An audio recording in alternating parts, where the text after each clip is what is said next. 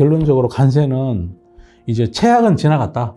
이거는 워딩으로 분명한 것 같고, 절차는 많이 남았다. 그 많이 남은 절차 속에 여전히 트럼프의 변동성을 감안했을 때 삐걱거림이 없을 거라고 예측할 수는 없다. 그리고 또 하나는 이 관세가 결국은 미국 기업의 펀더멘탈에, 미국 경제에 영향을 미칠 거다. 이런 것들은 미국에 투자하고 있는 기관 투자가들에게 있어서 미국 시장에 대한 선호도를 줄여줄 거다. 이럴 때는 정말 잘 모르죠. 그죠? 내리든지 오르든지 변동성이 크다는 거는 그 자산에 대한 밸류에이션을 낮춰야 되는 기준입니다. 그래서 시장에 막 하루 오르고 하루 내리는 여기에 일희일비하지 마시고, 현재 시장 리스크의 근원이 관세이고 미국 정책의 불안정성, 그리고 미국이 잃고 있는 신뢰이기 때문에 그와 좀 무관한 그런 기업에 대해서 자산을 재배치를 하셔야 되고, 포트폴리오 리밸런싱을 하시고 관세랑 좀 무관한 쪽에, 이런 쪽에 투자의 마인드를 가지시면 좋을 것 같고, 국가별 자산 배분도 하시고, 자산 구성 내에도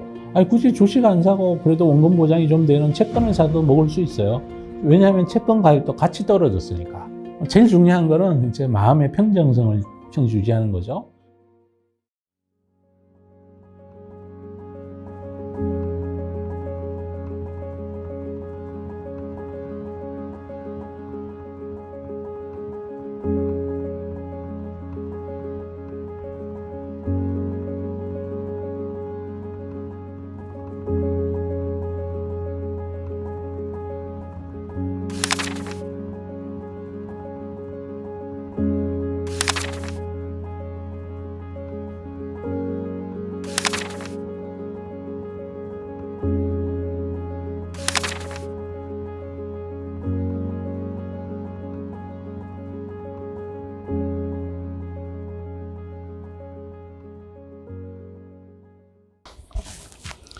네, 우리 부모님들 요즘 힘드시죠? 관세입니다. 오직 그냥 시장을 변동시키는 오직 그 한 가지 이유는 관세입니다. 그러다 보니 온갖 촉각을 곤두세우고, 온갖 지금까지 역사적인 흐름, 또 앞으로의 세상의 전개 방향, 이런 걸 다 동원해서 트럼프의 관세 정책이 어떻게 될 건가를 맞추는 게 지금 이제 투자 시장의 가장 중요한 하도가 됐죠. 그런데 그분들도 아시겠지만 트럼프 대통령이 너무나 지금 변덕이 많죠. 어제 그랬다가 오늘 바꾸고, 오늘 그랬다가 내일 바꾸고 그러고 있어서 안정된 흐름을 기대할 수가 없고, 미국 자본시장의 변동성이 한국의 코스닥 시장보다도 일간 변동성이 큰 그런 시장을 보내고 있어요. 그래서 오늘 지금까지 관세 정책 관련해서 트럼프의 행동, 워딩들을 좀 정리해 드리고, 오늘 아침에 나왔던 트럼프의 또 워딩이 있었죠. 거기까지 해서 말씀을 드리고, 앞으로 어떻게 될 건가 그냥 제 생각을 말씀드릴게요. 제가 트럼프가 아니기 때문에 제 생각은 틀릴 수가 있는데, 특히 이제 권위주의 정권이 아니고 민주주의 정권인 경우에는 국민의 이해관계를 벗어나서 이렇게 독단적으로 그렇게 결정할 수는 없죠. 그죠? 그런 관점에서 제가 한번 말씀드려 볼게요. 3월 12일 날 이제 철강하고 알루미늄에 대해서 25% 품목 관세를 부과했고, 이거는 변동되지 않았어요. 그리고 3월 24일 날 베네수엘라에 대해서 지정학적인 제재 차원에서 관세를 부과했는데, 이거는 큰 이슈가 아니죠. 그 다음에 4월 2일 날 또 뭘 발표했냐면, 테무라, 시인, 그 다음 알리 이런 거가 이제 미국의 그 $800 미만 소포로 수출할 때 관세를 안 물렸어요. 근데 지금까지는. 근데 거기에 대해서도 관세를 물리겠다고 발표를 했어요. 그러니까 $800 미만 소포에 대한 관세 면제 정책을 폐지를 했어요. 그래서 전자상거래에 대한 규제를 하면서 또 충격을 하면 줬고, 드디어 이제 4월 5일 날 보편관세는 이미 취임하고 나서 얼마 안 있다가 이제 10% 부과가 다 되고 있었고, 그 다음에 중국에 대해서 펜타닐하고 멕시코, 캐나다에 대해서는 또 마약 유입 문제 이런 얘기를 하면서 또 관세를 부과하는 건 이미 있는 거예요. 그죠? 있는데 추가된 것만 이런 것들이 추가가 됐고요. 그래서 4월 5일 날 상호주의 관세한다고 그래서 그날 미국을 해방의 날이라고 얘기하면서 엄청난 상호 관세를 부과해서 시장에 엄청 충격을 줬었죠. 그죠? 그로부터 일주일도 지나지 않아서 4월 9일 날 미국의 채권 시장이 급락하면서 이제 슬그머니 한 발을 뺐죠. 무역 압박을 뭐 여전히 하기는 하는데 90일간 상호 관세를 유예한다. 그 사이에 우리가 협상을 통해 가지고 개별적으로 국가 단위로 무역 협상을 통해서 상호 관세에 대한 요율을 정하겠다. 이렇게 얘기를 했어요. 자동차에 대한 품목 관세도 여전히 존재하고 있고요. 또 아마 이번 주쯤에 이제 발표하겠다 그랬는데 아직 나오고 있지 않은데 반도체와 전자제품, 컴퓨터 뭐 이런 거에 대한 품목 관세를 어떻게 정할지를 정하겠다. 보편 관세는 모든 나라에 대해서 10% 부과하는 건 현재 확정되어 있는 거고 상호 관세는 그 10% 더하기 일본은 24%, 뭐 EU는 뭐 20%, 우리나라는 뭐 25%, 뭐 중국은 뭐 처음에 뭐 34%였다가 계속 보복 관세 얘기를 하면서 더 올라가서 지금 134%까지 올라가 있고 그래요. 관세 리스크의 최정점은 언제였냐면 4월 5일이었죠. 4월 5일 날 그날이 관세 리스크가 아주 정점에 이른 날이었고 그 뒤부터는 약간은 이제 트럼프가 양보하는 그러한 움직임을 보이고 있고 양보하는 움직임을 보이는 가장 큰 이유는 자본시장의 움직임 때문이에요. 주식시장이 너무 패닉성으로 빨리 떨어지고 주식시장까지는 눈 감아 주겠는데 트럼프 자신도 전체 투자자산 중에 60~70%가 그 포트폴리오에 돼 있다는 채권시장의 급락. 채권시장의 급락은 예기치 않았던 거죠. 연준 보고 금리 내리라고 했던 이유 중에 뭐 그런 것도 있을 수 있겠죠. 그죠? 그런데 예기치 채권 금리가 급등을 하고 나니까 채권 가격이 엄청나게 떨어졌던 거죠. 국채만 투자하고 있는 게 아니라 애플, 뭐 마이크로소프트 채권도 가지고 있고 뉴욕 정부 지방채도 가지고 있고 그런다고 그래요. 어쨌든 그래서 관세에 관련돼서 계속 치고받고를 계속 하다가 중국을 제외한 나머지 나라들에 대해서는 약간은 지금 협상 중이니까 이렇다 저렇다 말은 안 하고 계속해서 백악관에서는 잘하고 있다. 그리고 오늘 아침에는 100여 개 국가에서 협상을 하겠다고 연락이 왔다. 그 중에서 뭐 열 몇 개 국가들하고는 협상 일정을 정했다. 일본은 또 한 번 하고 갔고 인도도 하고 뭐 하고 우리나라도 이번 주말경에 이제 하죠. 목요일 날 내일입니다. 내일 이제 우리나라의 통상산업부 장관하고 재경부 장관이 그쪽으로 가서 이제 협상을 한다 그래요. 일본을 하고 왔고 그래서 이제 중국을 제외하고 모든 나라들하고는 협상이 진행되어 있어요. 그런데도 시장이 진정이 안 돼요. 시장이 진정 안 된 것 중에 또 하나가 이제 파월 의장을 해고할지도 모른다는 금리 내리라고 저 바보 같은 인간이 금리를 안 내려서 시장이 급락한 거는 자기 때문이 아니라 파월 의장 때문이라고 돌리면서 월요일 날 또 시장을 또 급락을 시켰죠. 이건 또 시스템 리스크죠. 뭐 어떻게 보면 경제 분야의 전 세계 대통령은 연준 의장인 셈이에요. 그런데 행정부의 미국 대통령이 그 파월 의장을 해고하려고 시도한다는 그러한 워딩에 전 세계 자본시장이 또 화들짝 놀래서 월요일 날 시장이 폭락을 했고 그래서 이제 이러한 결과로 어제부터 이제 모든 그 반응은 시장을 보고 지금 움직이는 것 같아요. 워싱턴에서. 그래서 베센트 재무장관이 중국하고 지금 잘 될 거다. 중국과의 이 고율 관세가 지속적으로 이어질 거라고 생각하는 사람은 아무도 없을 거고 빠른 시일 내에 그러면서 기간은 또 2, 3년이라고 그랬어요.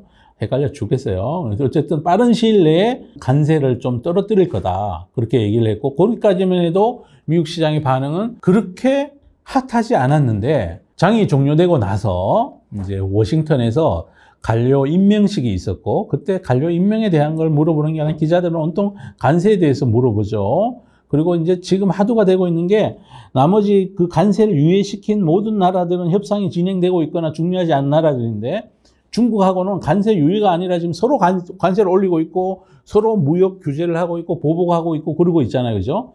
그러니까 기자들의 온통 관심은 야, 중국하고는 어떻게 잘 돼가고 있어? 이렇게 물었어요. 트럼프 대통령이 뭐라 그랬냐면 관세를 내릴 거다. 중국하고 관세도 떨어뜨릴 거야. 그런데 0으로 가지는 않을 거야. 언젠가는 협상할 거야. 라고 얘기를 해서 오늘 글로벌 시장이 또 위로 핫하게 움직이고 있는 거죠. 그래서 모든 거는 트럼프 마음에 있다고 할 수 있는데 또 한편으로 보면 이 관세라는 거는 미국 시민들의 복리와 동떨어져서 관세 정책을 정할 수는 없을 거다라는 게 제 생각이고 트럼프하고 중국하고의 관계에서 누가 더 우위에 있느냐, 누가 더 양보를 해야 될 것 같으냐, 제 생각에는 미국이 양보를 해야 되지 않을까 싶고요. 시진핑의 시간은 앞으로도 10년이 될지 모르고 20년이 될지도 모르는데, 트럼프의 시간은 일단 단기적인 시간은 내년 11월 중간선거까지, 그때 가기 전에 뭔가 시장도 돌려놔야 되고, 관세 관련돼서 채권 시장이 막 요동치는 것도 원래 계조로 돌려놔야 되고, 또 주식시장도 조금 하락을 멈추기도 해야 되고, 그러고 있는 거예요. 그리고 또 오늘 아침에 트럼프가 했던 말, 파월 의장을 해고할 계획이 없다고. 이거는 주식시장, 자산시장의 반응을 보고 트럼프가 시장 반응에 굴복한 거죠. 끌려간 거예요. 그죠? 그것 때문에 오늘 두 가지, 중국과의 관세 협상이 궁극적으로는 관세가 내려갈 거다라고 얘기한 거, 더하기 트럼프 대통령이 파월 의장에 대해서 해고할 생각이 없다라고 명시적으로 얘기한 것. 그 다음에 어제 있었던 베센트 재무부 장관의 워딩, 중국가 잘 될 거다라는 거. 이런 것들이 지금 현재 단기적인 주식시장의 호재로 작용하고 있는 중이에요. 그런데 과연 트럼프 대통령이 얘기한 대로 보편 관세는 절대 양보할 생각이 없다고 그랬고, 10%의 관세가 부과되는 건 이제 기정사실이 됐던 거죠. 사람들이 이렇잖아요. 막 괴롭히다가, 여전히 괴롭히기는 하는데 덜 괴롭히기만 해도 사람들이 아이고 고맙네 이러는 거. 잘해주다가 더 잘 안 해주면은 사이가 멀어지는데, 아주 그냥 못되게 굴다가 덜 못되게 굴면 그 사람이 이뻐 보이는 효과? 그게 또 트럼프의 이 관세와 관련돼서 정책이지 않을까 이런 생각도 해보고요. 어쨌든 10% 보편 관세는 미국 경제에 부담이 될 거고, 미국 경제의 펀더멘탈에 나쁜 영향을 줄 것임은 분명하고요. 관세 리스크가 일시적으로 시장 리스크로 극단적으로 반영이 됐다가 아이고 이제 중국하고 잘 되나 봐요 하고 해서 지금 미국 시장도 오르지만 중국 시장도 많이 올라요 지금. 그리고 이 시장이 올라가고 난 다음에는 또다시 이 보편 관세, 그리고 앞으로 또 이제 굉장히 많은 시간이 남았죠. 중국과는 관세 협상을 시작도 하지 않았고, 이 워딩이 시장을 달리기 위한 립 서비스일 수도 있다는 점, 그리고 트럼프의 변동 이런 것도 감안해서 관세 리스크가 완전히 제거됐다 이렇게 생각하는 거는 너무나 안 맞는 그런 접근인 것 같아요. 여전히 미국의 상대적인 PER은 높아요. 그죠? 그 대신에 미국은 또 이제 밸류업을 많이 하니까 시장 PER이 22배인데 밸류업을 90% 하는 거랑 시장 PER이 13배인데 밸류업을 뭐 한 45% 하는 거랑 똑같죠. 그죠? 주주에게 돌아가는 이익은 똑같아요. 그런 측면에서 앞으로 장기적인 앞날을 봤을 때 미국 시장과 다른 글로벌 시장하고 관계에서 어떤 게 아웃퍼폼 할지는 이 관세 전쟁이 끝나고 나면 또 명확하게 주가의 퍼포먼스로 여러분들 앞에 다가올 거다 이런 생각을 저는 해보고 있어요. 결론적으로 관세는 이제 최악은 지나갔다. 이거는 워딩으로 분명한 것 같고, 절차는 많이 남았다. 그 많이 남은 절차 속에 여전히 트럼프의 변동성을 감안했을 때 삐걱거림이 없을 거라고 예측할 수는 없다. 그리고 또 하나는 이 관세가 결국은 미국 기업의 펀더멘탈에, 미국 경제에 영향을 미칠 거다. IMF는 그걸 반영해서 미국 경제 성장률 전망치를 1월 달에 전망했을 때보다 0.9%포인트를 낮춘 1.7%로 하향했다. 물가 전망은 3%로 올렸다. 이런 것들은 미국에 투자하고 있는 기관 투자가들에게 있어서 미국 시장에 대한 선호도를 줄여줄 거다. 미국은 기관 투자가 비중이 높다. 만약에 무역 수지가 미국이 스퀘어로 가게 되고 무역 수지 적자가 미국이 줄면 다른 나라의 무역 수지는 악화될 거고, 그것만큼 달러가 공급이 덜 될 거고, 그걸 채우기 위해서 미국에 있는 자산을 팔고 미국 시장에 외국인 투자가들 비중이 18%인데 이분들이 미국 자산을 팔 가능성이 있다. 이런 부분들을 그분들께서 종합적으로 고려하셔야 된다. 매일매일의 주가를 맞추기는 요즘 너무 어렵습니다. 그죠? 진짜 어려워요. 언제 미국 관리들이 무슨 말을 할지도 모르니까. 그리고 또 해소된 것처럼 생각했는데 며칠 있다 보면 다른 얘기가 나오고, 해소됐다고 생각해서 단기간에 낙폭과대한 것들이 올라갔다가 또 글로벌에 이런 관세 때문에 일어나는 펀더멘탈을 우려한 기관 투자가들 매도로 원래 자리로 또 다시 내려오고, 기술적 반등했다가 위에 저항선에 부딪히고 밑으로 내려오고 이걸 지금 반복하고 있는 중이거든요. 그래서 전체적으로 간세 리스크가 완전히 제거돼서 고고하고 막 이럴 분위기는 아니다. 그렇게 저는 보고 있는 중이고요. 향후에 간세가 어떻게 될 것 같으냐? 저는 낮아질 것 같습니다. 이렇게는 못 견딥니다. 베젠트 장관도 그렇게 얘기했지만 이러면 같이 망하자는 거죠. 그리고 또 미국 자산에 대해서는 간세 리스크가 줄어들더라도 전 세계 소비자들이 이번에 미국에 좀 질렸죠, 그죠? 또 실질적으로도 달러의 공급량이 줄어든다는 걸 의미하는 거니까 전 세계 나라들의 무역 수지 흑자는 줄어들 거고 그럼 달러 양이 줄어들어요. 줄어들면 미국에 대한 외국인 투자가들, 미국을 제외한 나라에 있는 투자자들은 미국 주식에 대한 선호를 지나간 십몇 년처럼 지속적으로 추세를 가지고 하게 될 가능성은 저는 별로 없다. 그리고 이번에 또 그 미국의 소프트 파워가 많이 훼손이 됐죠, 그죠? DEI 정책의 폐지, 그리고 또 뭐 약간은 언론에 대한 통제. 오늘 뉴스에 보니까 미국의 CBS 방송에 60분짜리 시사 프로그램을 오랫동안 진행하던, 우리로 치면 뭐 그것이 알고 싶다? 그 프로그램 진행자가 그 탤런트 김상중 씨잖아요, 그죠? 그분이 그 프로그램을 굉장히 오래 했는데, 예를 들면 시사 프로그램인데 그런 프로그램 진행자가 그만뒀어요. 왜 그만뒀냐면 트럼프 대통령이 수시로 그 사람을 SNS에 걸고 막 진짜 엉망이라고 그래서 그 사람이 그만뒀어요. 그리고 하버드 대학도, 그 다음에 콜롬비아 대학도, 미국의 7개 주요 사립대학들이 트럼프 정책에 반기를 들고 소송을 지금 진행하고 있고, 미국에는 또 트럼프 정책에 반대하는 많은 또 시위들도 있다 그러고, 이런 것들은 노이즈예요. 불확실성이고. 단기간에 시장이 급락하는 거는 멈췄을지 모르지만 또 슬금슬금 이러한 우려들을 안고 다시 또 내리기 시작할 가능성도 열려 있다라는 것을 보셔야 되고, 또 글로벌 투자자들에게는 또 대안이 되는 시장이 또 하나 있는 거죠. 좀 전에도 설명드렸지만 미국의 밸류업을 잘하죠.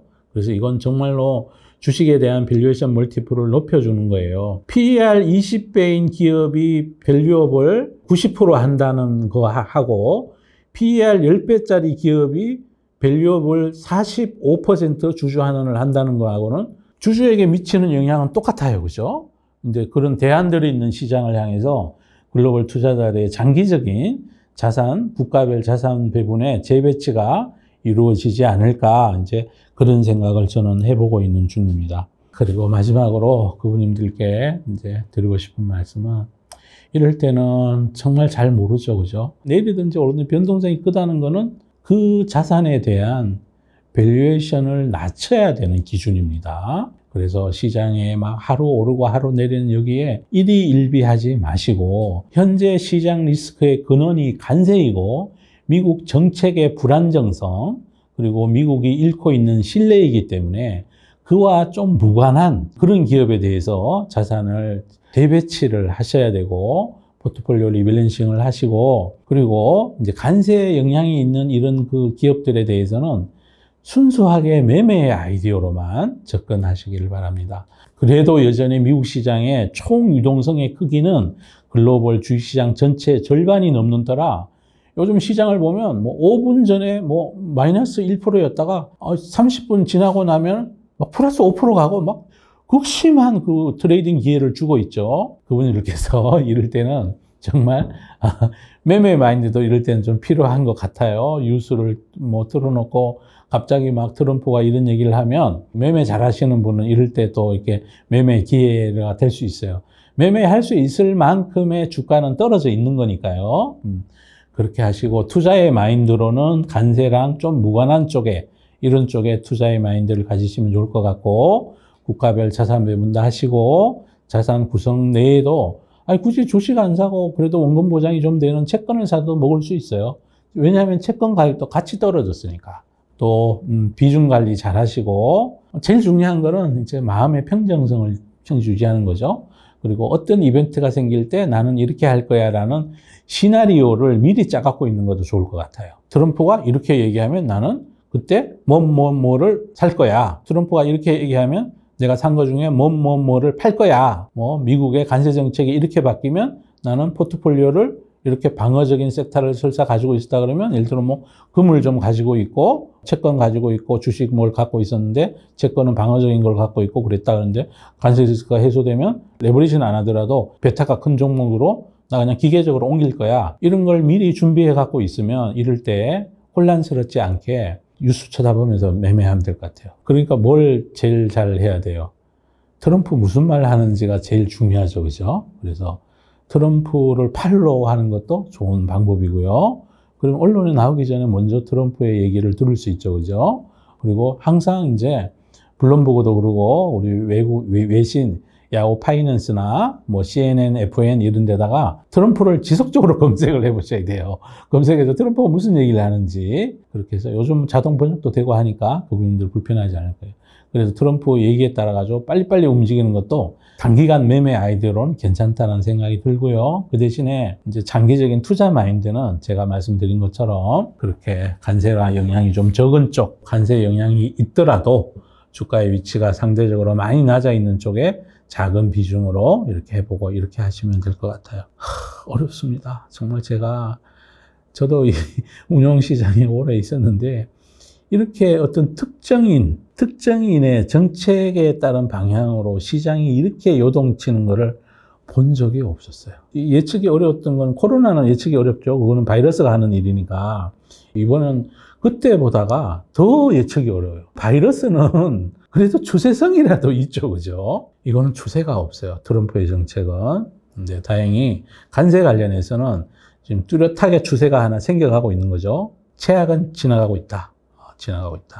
그리고 트럼프의 100일이 지나가고 있죠. 4월 30일이 100일이에요. 그죠? 그리고 또 미국은 중간선거가 내년 11월에 있어요. 그걸 의식하지 않을 수밖에 없고 최근 트럼프의 정책을 보면 자산시장 눈치를 많이 보는 게 분명해요. 그러면 막 많이 급락하고 이러면 아이고 내일 되면 다른 뉴스가 나오겠지 이렇게 생각해 볼 수도 있을 것 같은 그 구간이 된 것 같아요. 여기까지 말씀을 드리면 관세 관련해서 앞으로 관세는 조금 완화될 것 같다.